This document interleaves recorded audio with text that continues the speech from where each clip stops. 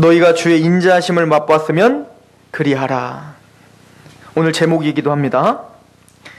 또 하나님이 저와 여러분들에게 주는 성경으로 우리에게 주시는 음성입니다. 너희가 인자하심을 맛보았으면 그리하라. 여러분들은 인자하심을 맛보셨습니까? 이 말씀은 아마도 베드로 사도가 시편 34편에 있는 말씀을 인용해서 이야기하는 것 같아요. 시편 34편에 보면 이렇게 이야기를 하고 있어요. 7절에 보면 여호와의 천사가 주를 경외하는 자를 둘러진치고 그들을 건지시도다. 너희는 여호와의 선하심을 맛보아 알지어다. 그에게 피하는 자는 복이 있도다. 시편 기자는 어떤 상황 가운데 있냐면 어떤 실제적인 곤란이 있었나 봅니다. 그 삶에 실제적인 곤란이 있었고 특별히 시편 34편은 구체적으로는 다윗이라고 하는 하나님의 사람이 사람들에게 쫓김을 당하고, 특별히 그 쫓김을 당하다가 나중에는 어디까지 가냐면 아비멜렉 왕 앞에 가서 거기 잠깐 피신하러 갑니다. 그런데 그 아비멜렉 왕 앞에 피신을 하러 갔는데 이들이 속으로 이 다윗이 나중에 큰 나라를 세우고 이럴 것 같은 인물로 보이는 겁니다. 그래서 이 아비멜렉을 어떻게 하려면 이 다윗을 죽이려고 합니다. 다윗은 지혜롭게 그것을 좀 알아채고 어떻게 하냐면 그 아비멜렉 왕 앞에서 미친 척을 해요. 막 계곡불을 물고 막 쓰러지고 막 그렇게 미친 척을 하는 겁니다. 그래서 아비멜렉은 봤더니 굉장히 호걸인 줄 알았더니만 완전히 미친 사람인 거예요. 그러니까 다윗을 그냥 살려둡니다. 그럴 때 다윗의 심정이 어땠을까요? 자기가 아비멜렉 왕 앞에서 그렇게 미친 척을 해야 되는 그런 자신의 지금 상황이 얼마나 답답하고 얼마나 심이 붙이고 얼마나 마음이 암담했겠습니까? 그랬던 다윗이 지금 고백을 하고 있는 찬양이에요. 그런 상황 중에서도 다윗은 뭐라고 합니까? 여호와의 천사가 주를 경외하는 자를 둘러 진친다 이거야. 그런 상황일지라도 여호와의 사람을 어떻게 한다요? 여호와의 천사가 둘러서 진을 치고 있다 이거야.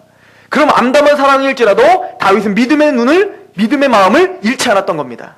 그리고는 나를 지금 하나님께서 천사를 보내주셔서 나를 안보하고 있고 나를 보호해주고 있구나, 이것을 다윗은 알고 있다. 근데 이것을 어떻게 알고 있었을까요? 너희는 여호와의 선하심을 맛보아 알지어다. 이것은 여호와가 그 인생을 이끌어갔을 때 그것을 직접 경험해본 사람만이 느낄 수 있는 감정이에요.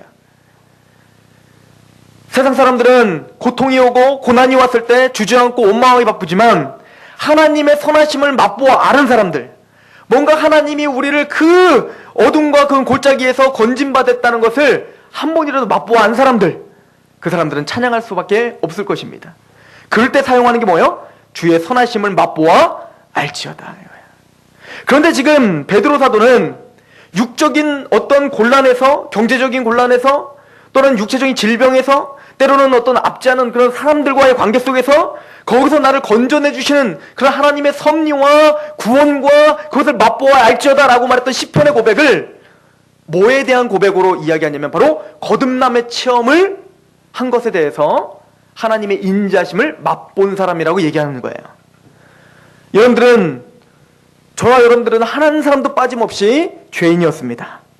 우리는 그대로 지옥 형벌을 받는 것이 마땅했고 영원한 불구덩이에 우리는 던져져야 마땅합니다. 지금도 마땅한 사람들이에요. 그렇게 우리는 죄인들이었습니다. 그런데 우리는 하나님의 은혜로 다시 태어났다, 거듭났다, 중생했다. 이제는 죄인이 아니라 의인으로 우리는 다시 거듭났다. 베드로 사도는 지금 그 얘기를 하고 있는 중이었습니다. 우리 베드로전서 우리 1장에 봤더니, 우리 저번 주에 상고해본 말씀이죠. 23절에 봤더니 이렇게 써 있었습니다. 너희가 거듭난 것은 썩어질 씨로 된 것이 아니요 썩지 않을 씨로 된 것이니 살아있고 항상 있는 하나님의 뭘로 됐다? 말씀으로 되었느니라. 이 말씀은 어떤 말씀입니까? 25절에 오직 주의 말씀은 세세토록 있도다 하였으니 너희에게 전한 복음이 곧 이 말씀이라. 예수 그리스도가 당신을 위해서 십자가에 죽으셨습니다. 예수님이 화목제물 되셔서 우리의 모든 죄를 담당하시고 십자가에서 우리를 대신해서 저주를 받으시고 죽으셨습니다. 그 복음의 말씀을 들었을 때 우리는 어떻게 됐다는 거예요? 거듭났다. 그 거듭난 것은 썩어질 씨로 된 것은 아닙니다. 그 썩어질 씨는 바로 24절을 말해요. 같이 한번 읽어볼까요? 1장 24절 시작. 그러므로 모든 육체는 풀과 같고 그 모든 영광은 풀의 꽃과 같으니 풀은 마르고 꽃은 떨어지되 모든 육체는 다 풀과 같고 꽃과 같아서 반드시 우린 죽게 돼 있습니다. 우리 육체는 영원한 것이 아니에요. 이 육체로는 하나님의 유업을 받을 수 있는 것이 아닙니다. 즉 우리의 육체로 행한 것으로 거듭나는 것이 아니에요. 오직 우리가 거듭날 수 있는 방법은 뭘로 거듭납니까? 하나님의 복음의 말씀을 들을 때 거듭난다라고 성경은 우리에게 이야기를 합니다. 그래서 우리는 행함이 아니라 은혜로 거듭난다, 믿음으로 거듭난다 이렇게 말하죠. 우리가 잘 알듯이 로마서 4장 5절은 우리에게 이렇게 말합니다. 이를 아니할지라도 경건하지 아니한 자를 의롭다 하시는 이를 믿는 자에게는 그의 믿음을 의로 여기신다. 우리가 뭔가 행해서 경건해서 의롭다 해주시는 것이 아니라 나는 경건하지도 못한데 하나님이 복음을 통해서 의롭지도 않은 나를 의롭다 해주시겠다는 약속을 믿는 거예요. 그럴 때 그 믿음을 하나님 뭘로 보신다는 거예요? 의롭다 해주시고 우리를 거듭나게 해주신다. 여러분들은 그렇게 거듭난 사람들입니까? 이렇게 거듭난 사람들은 고린도후서 5장 17절에 뭐라고 말합니까? 이제는 우리는 뭐예요? 새로운 피조물이라. 옛 것은 지나갔으니 보라 새것이니. 이제는 우리는 뭐예요? 옛 사람이 아니라 새 사람이 됐다는 거예요. 예수님을 믿는 그 즉시 내 얼굴이 달라진 것도 아니요, 내 키가 한 자라도 자란 것도 아니에요. 그러나 내 영은 이미 달라졌다. 하나님 그렇게 선포하고 있다는 겁니다. 넌 새로운 존재다. 넌 새로운 피조물이다. 라고 이야기를 합니다. 이 거듭남에 대한 이야기를 사도 베드로는 1장에서 하고 있었어요. 그리고 그 말씀과 오늘 연결지어서 보셔야 됩니다. 여러분들 거듭난 거 확실하십니까? 2장 1절 같이 한번 읽어봅니다. 시작. 그러므로 모든 악독과 모든 기만과 외식과 시기와 모든 비방하는 말을 어떻게 하라? 버리고요. 그러면 거듭났다면 너희들이 정말 복음을 듣고 거듭난 사람이라면, 새로운 피조물이라면, 천국을 갈 사람이라면, 하나님을 믿는 사람이라면, 그러면 모든 악독과 기만과 외식과 시기와 비방하는 말을 버리래요. 옛사람의, 구스럽의 옛사람을 버려버리라는 겁니다. 거듭난 데는 은혜가 되고 이 말씀은 은혜가 안 되면 안 되는 거예요. 이 말씀을 들었을 때도 우리는 도전이 돼야 됩니다. 악독은 무엇입니까? 의도적으로 누구에게 악의를 품는 걸 말하죠. 누군가에게 해를 가하고 싶은 의도적인 어떤 악을 말하는 거예요. 누가 그런 악독을 품습니까? 우리 중에 누가 그런 악독을 품겠어요? 아니요. 이것은 그 누군가가 나를 해를 가하고 나를 뭔가 나에게 손해를 끼칠 때에도 마찬가지예요. 그럼 우리는 의도적으로 뭐가 딱 생기죠? 악독이 딱 생겨요. 두고 봐. 가만두지 않을 거야. 이게 다 뭐예요? 악독이죠. 이런 걸 벗어버리라는 거예요. 악한 마음을 벗어버리래요.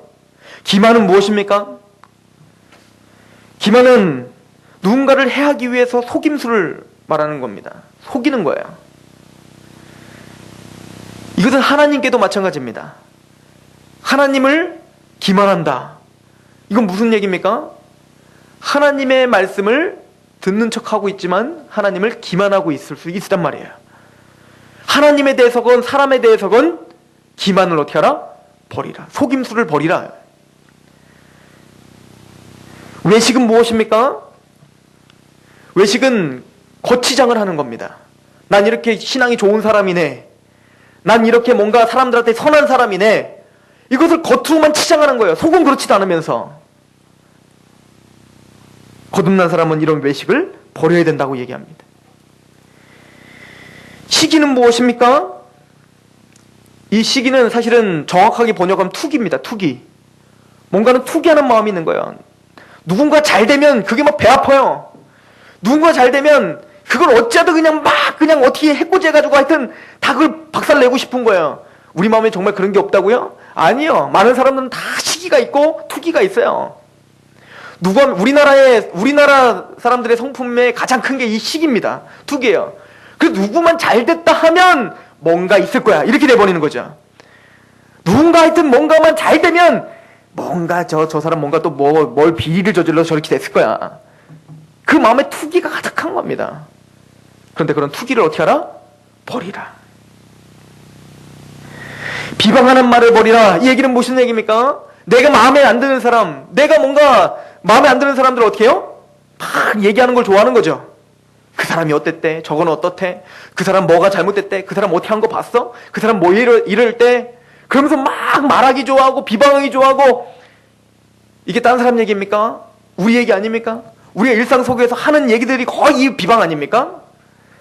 거듭난 사람이라면 이 모든 악독을 다 버려라. 이것은 하나님의 위험 있는 하나님의 말씀인 줄 믿으시기 바랍니다.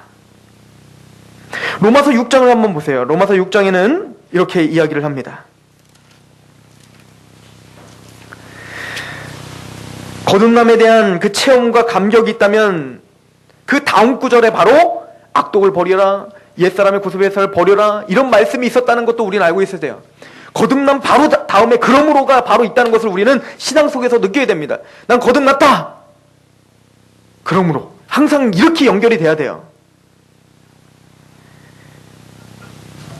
로마서 6장 6절 같이 한번 읽어봅니다. 시작. 우리가 알거니와 우리 옛사람이 예수와 함께 십자가에 못 박힌 것은 죄의 몸이 죽어서 다시는 우리가 죄에게 종노릇하지 아니하려 함이니. 거듭났다는 얘기는 예수님의 십자가와 부활을 믿는다는 얘기고, 그 예수님의 십자가와 부활을 믿고 거듭났다는 얘기는 예수님이 십자가에 죽으셨을 때 내가 같이 어떻게 했다는 거예요? 죽었다고 믿는 거예요. 죄인인 내가, 지옥 갈 내가 이제는 어떻게 했다? 예수님과 함께 죽었다. 죄만 죽은 게 아니라 누구도 죽었다? 내가 십자가에 못 박혔나니에요. 이해가십니까? 예수님이 살아날 때 내 모든 전체가 어떻게 됐다? 살아난 새로운 존재가 됐다. 그 얘기를 하고 있는 겁니다. 그래서 6장 6절에 우리가 알거니와 우리 옛사람이 예수와 함께 십자가에 어떻게 했다? 못 박혔다. 내가 죽었다. 근데 그 옛사람의 특징이 바로 그런 악독, 시기, 비방하는 말, 투쟁, 이런 것들이 가득했던 내가 어떻게 했다? 예수님으로 말미암아 죽었다. 거듭났다? 그러므로 죽었다. 이게 연결져야 돼요. 이게 연결되지 않는다면 구원파입니다. 이게 연결되어 있지 않으면 구원파가 된다고요. 거듭난 사람은 반드시 옛사람을 죽여라. 이거에 우린 집중하셔야 됩니다. 이것을 잃어버리면 큰 문제가 생깁니다.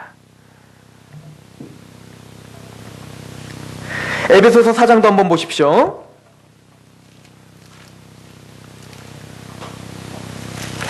(4장) 22절입니다.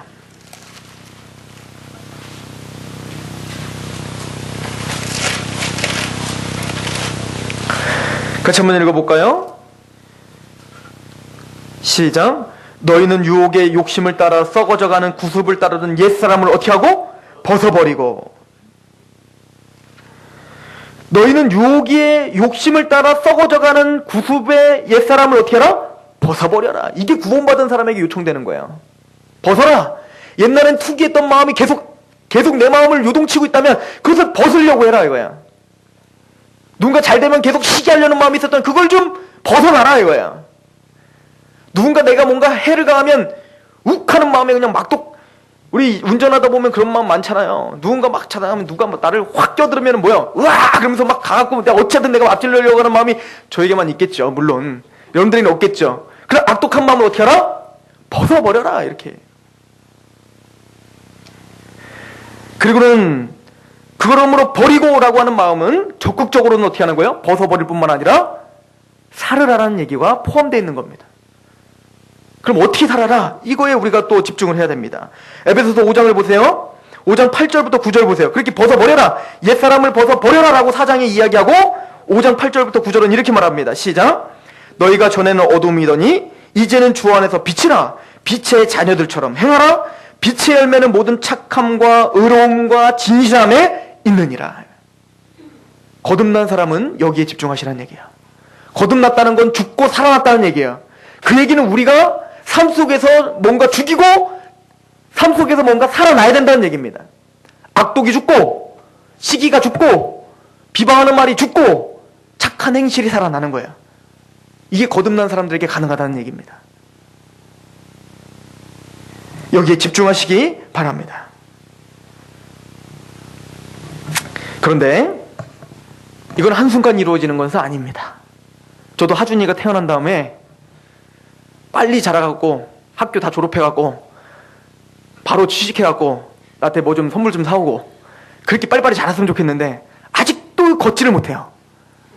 태어난 지 벌써 8개월이나 지났는데 언제까지 그렇게 힘들게 내가 안고 다녀야 됩니까? 당장 걸어야 될 거 아닙니까? 그러나 그건 강요할 수가 없죠.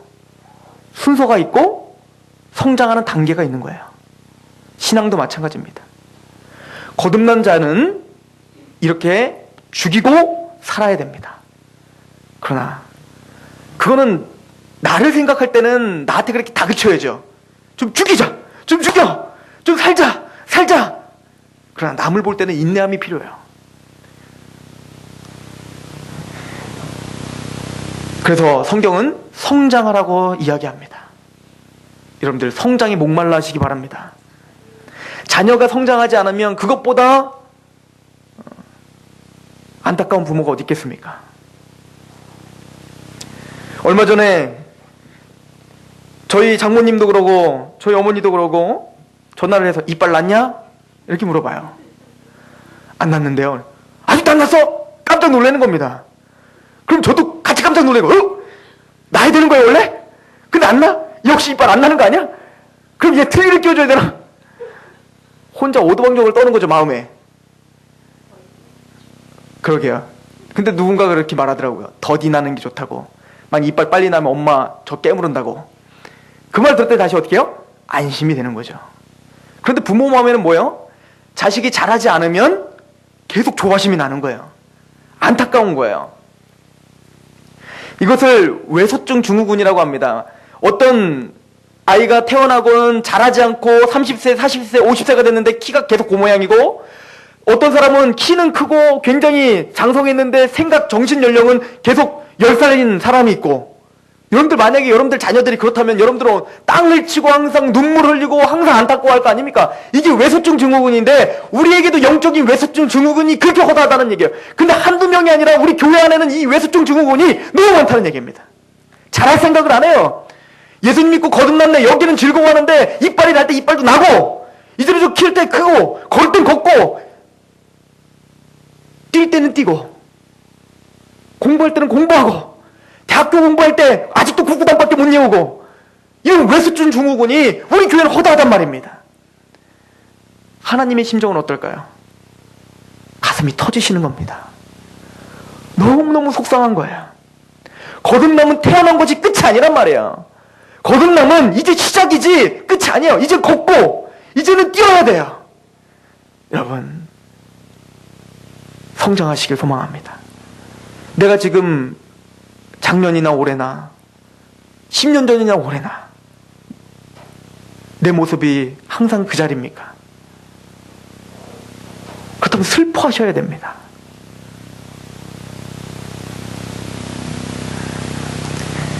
고린도전서 3장을 한번 보십시오. 고린도전서 3장.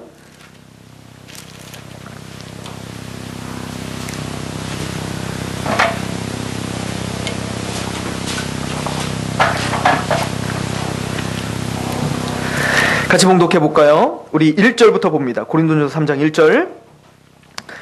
시작. 형제들아, 내가 신령한 자들을 대함과 같이 너희에게 말할 수 없어서 육신에 속한 자 곧 그리스도 안에서 어린아이를 대함과 같이 하노라.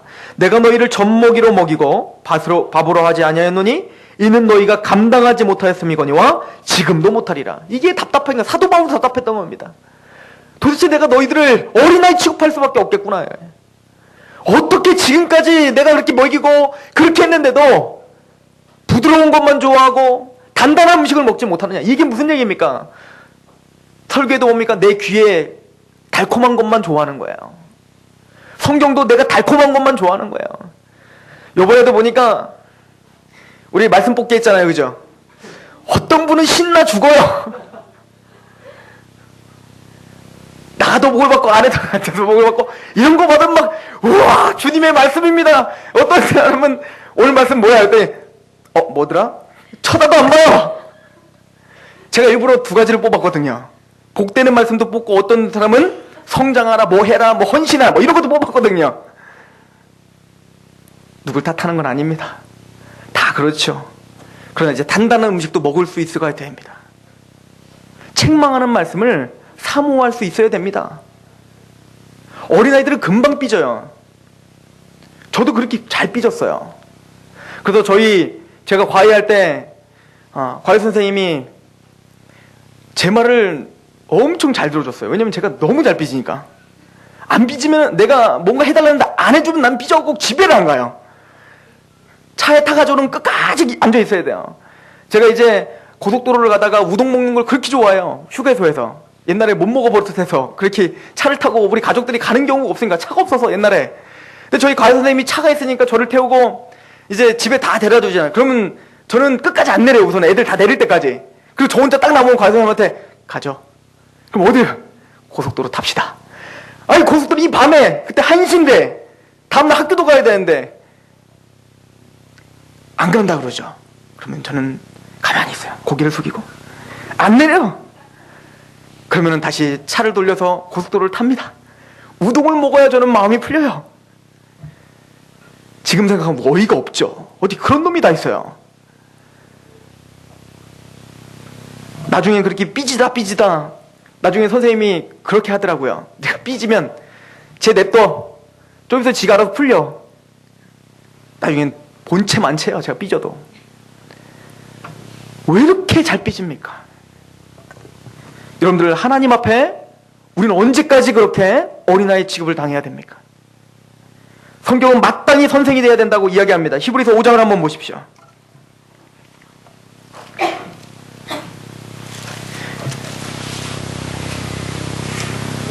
5장 12절에서 13절 같이 한번 읽어보겠습니다. 시작. 때가 오래되었으므로 너희가 마땅히 선생이 되어야 할 터인데 너희가 다시 하나님의 말씀의 초보에 대하여 누구에게서 가르침을 받아야 할 처지니 단단한 음식을 못 먹고 젖먹이나 먹어야 할 자가 되었노라. 이는 젖을 먹는 자마다 어린아이니 의의 말씀을 경험하지 못한 자요. 여기서 봤더니 뭐래? 마땅히 너희가 선생이 될 터인데, 아니 그렇게 오랫동안 너희가 예수님을 믿고 그렇게 오랫동안 교회를 다니고 그렇게 오랫동안 그렇게 하나님 앞에 양육을 받았는데 아직도 젖먹이와 같고 뭔가 먹여줘야 되고 계속 뒤치거려야 되고, 성경은 그거에 대해서 지금 한탄하고 있는 거예요. 성장하시기 바랍니다. 하나님이 꼭 우리를 쳐야지 움직이십니까? 꼭 매를 들어야 움직이는 거는 뭡니까? 아직 어린아이라는 얘기예요. 성장하면 제가 달라진 게 있다면, 우리 부모님에 대해서 달라진 게 있다면 이제는 제가 부모님한테 먼저 전화를 한다는 거예요. 대학교 다닐 때까지도 그러지도 않았어요. 근데 이제야 부모님한테 제가 먼저 전화를 해요. 우리 부모님 뭘 원하시는지 이제야 제가 좀 궁금해요. 그걸 보고 뭐라고 하죠? 철이 들었다 이렇게 말하죠. 우리는 언제쯤 하나님의 뜻을 좀 헤아릴 수 있겠습니까? 언제까지 내가 원하는 것만 닥달하고 하나님한테 끝까지 내가 원하는 것, 내가 원하는 말씀에는 막 기분이 좋고 하나님이 원하는 것들은 다 귀를 막고, 우리는 성장해야 될 줄로 믿습니다. 마땅히 선생될 터인데, 이것은 그리고 지식적인 것도 마찬가지입니다. 이건 단순히 육적인 성장뿐만 아니라 우리의 영적인, 우리의 어떤 양식적인 성장, 우리의 어떤 신앙의 수준의 성장뿐만 아니라 지식적인 것도 마찬가지예요. 지금 사실은 히브리서는 멜기세덱의 반차에 대한 이야기를 해주고 있어요. 멜기세덱의 반찬. 그랬더니 여러분들도 지금 그게 뭔 소리예요? 이렇게 쳐다보는 사람도 있잖아요, 그죠? 멜기세덱이 뭐지? 지금 무슨 얘기냐면 히브리 사람들이 그 당시 히브리 기독교인들이 멜기세덱이라고 하는 그 내용을 막 설명해주면서, 히브리 기자가 막 설명해주면서 갑자기 막 답답해하는 거예요. 이거 이해할까 얘네가? 그러면서 그거를 다시 멜기세덱을 얘기해주면서 뭐라고 하냐면, 답답하구나. 너희들이 아직도 이걸 모르냐 이거예요. 마땅히 선생되어야 될 터인데 아직도 이런 걸 다 해석해줘야 되냐 이거예요. 여러분, 성경적인 지식도 마찬가지입니다. 잘해야 돼요. 계속 그 자리만 맴돌면 안 됩니다. 1년이 지나셨습니까? 2년이 지나셨습니까? 그럼 성경 보는 눈이 열려야죠. 저 기가 막힌 일들을 한두 번 경험하는 게 아니에요. 성경 지명에 대한 이야기라면 거기 어디야? 어떤 사람은 더 재밌는 거는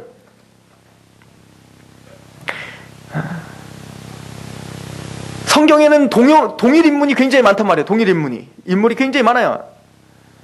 어떤 사람이 이제 구약을 보면서 사울에 대한 이야기를 했더니 사울이 거기도 있어요? 사울이 그 당시 왜 있지? 바울이 그 사울이 이 사울인 줄 아는 거야. 근데 그 사람이 10년 넘게 다닌 사람이란 말이에요. 이 기가 막힌 일이 어딨냐고요. 마땅히 선생돼야 되잖아요. 10년 정도 되면. 아니 강아지들도 서당계 3년이면 풍어를 읊는다는데 기독교인으로 이렇게 많은 양육을 받고 계속 설교를 듣는데 어떻게 이렇게 성경에 무지할 수 있는가? 그건 겸손이 아니라 무지함입니다. 성경 교사들이 되시길 소망합니다. 그리고 성장하시길 바랍니다. 그러기 위해서는 우리가 어떻게 해야 되는가? 오늘 베드로 사도는 정확하게 우리가 어떻게 해야 되는지를 설명해 주고 있습니다. 우리 오늘 본문으로 한번 가보겠습니다. 베드로전서 2장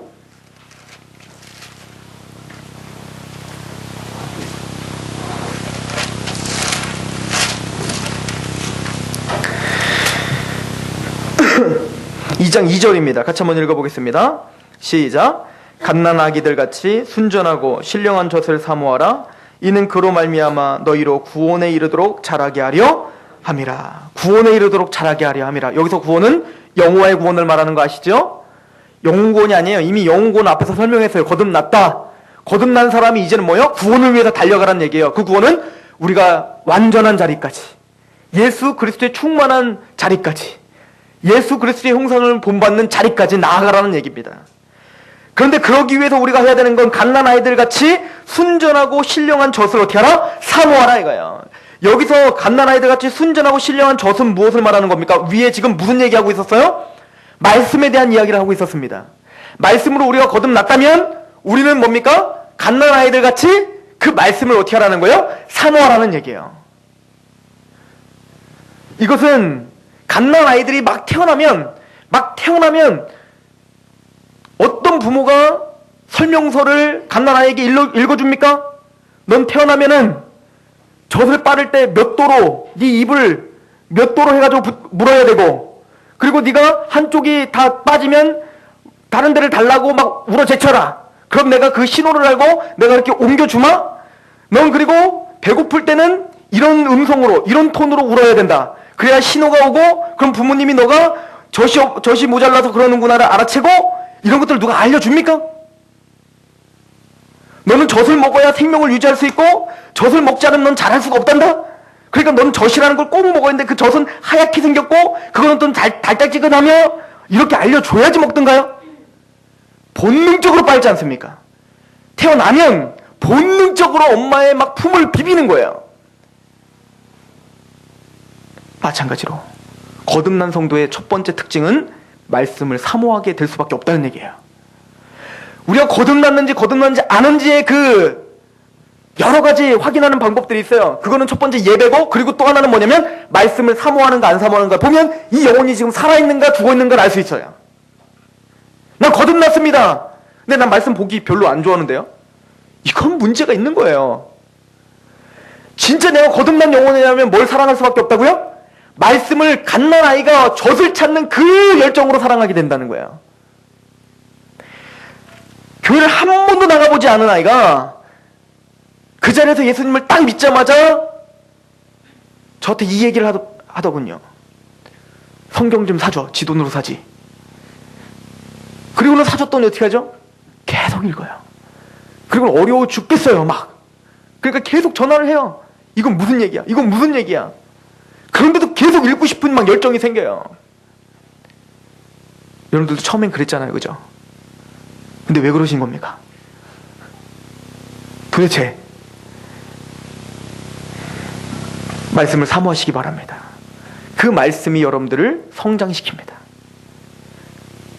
그 말씀이 우리의 영양분이 됩니다. 계속 들으면 들을수록 난 듣기만 했는데 알게 모르게 내가 마음이 변화됩니다. 말씀을 봉독하고 계속 읽었는데 지식만 쌓일 뿐만 아니라 내 삶이 그렇게 돼가고 있는 걸 보입니다. 이런 역사가 있어요.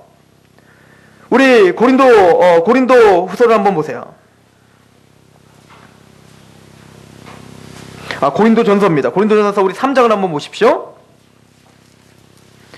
3장 17절에서 18절.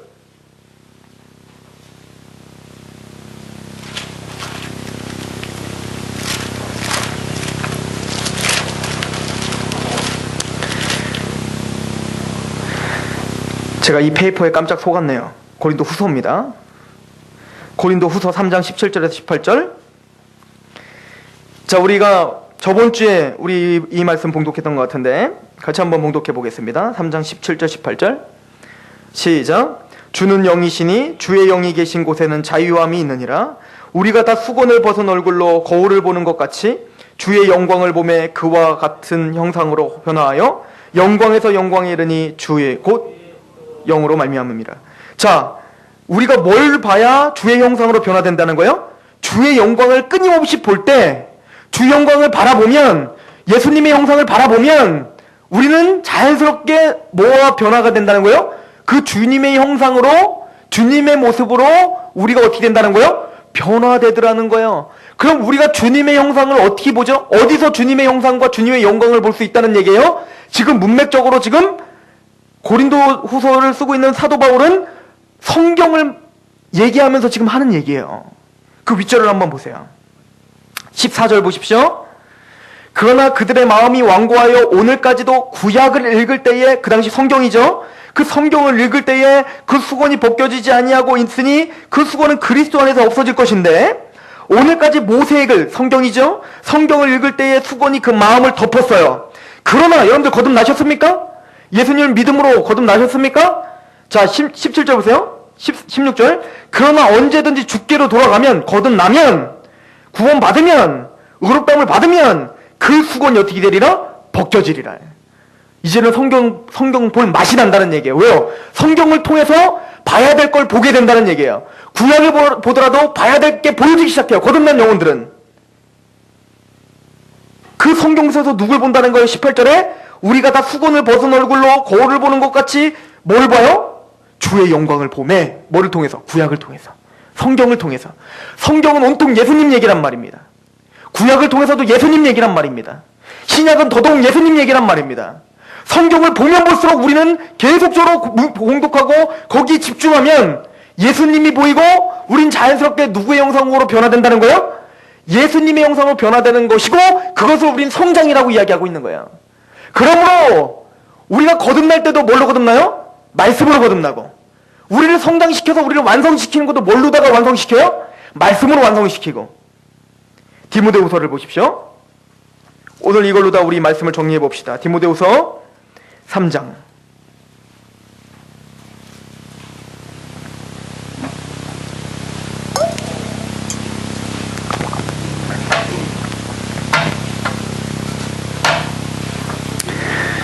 14절 보십시오. 그러나 너는 배우고 확신한 일에 거하라. 너는 내가 누구에게서 배운 것을 알며. 우리가 해야 될 태도가 뭡니까? 배우고 확신한 일에 거하는 거예요. 자, 15절 같이 한번 읽어보겠습니다. 시작. 또 어려서부터 성경을 알았나니 성경은 능히 너로 하여금 그리스도 예수 안에 있는 믿음으로 말미암아 구원에 이르는 지혜가 있게 하느니라. 자, 보세요. 지금 베드로 사도랑 똑같은 얘기하죠.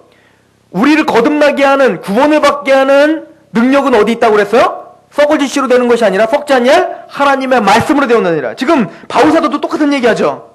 그 성경을 통해서 우리는 구원에 이르게 하는 지혜가 있다. 구원을 시킬 수 있는 능력이 이 성경 속에 있다. 그것뿐만 아니라 아까 베드로 사도가 어떻게 했어요? 거듭난 영혼은 신령한 젖을 사모하는 것처럼 사모하라. 그래서 구원에 이르도록 어떻게 하라? 자라라, 성장하라. 그 얘기를 16절 이렇게 얘기합니다. 시작. 모든 성경은 하나님의 감동으로 된 것으로 교훈과 책망과 바르게 함과 의로 교육하기에 유익하니, 마침내는 성경을 통해서 어떻게 됩니까? 17절 시작. 이는 하나님의 사람으로 온전하게 하며 모든 선한 일을 행할 능력을 갖추게 하려 함이라. 말씀을 집중할 때 능력도 생겨요. 제 경험상 기도 중요할까요? 중요하지 않을까요? 중요합니다. 예배 중요합니까? 중요하지 않습니까? 중요합니다. 찬양 중요해요? 중요하지 않아요? 중요합니다. 그러나 오해하지 마십시오. 기도와 예배와 찬양과 교제가 중요합니까? 중요하지 않습니까? 중요해요. 교제, 이 모든 것이 다 뭐의 반석 위에 행해져야 된다는 얘기.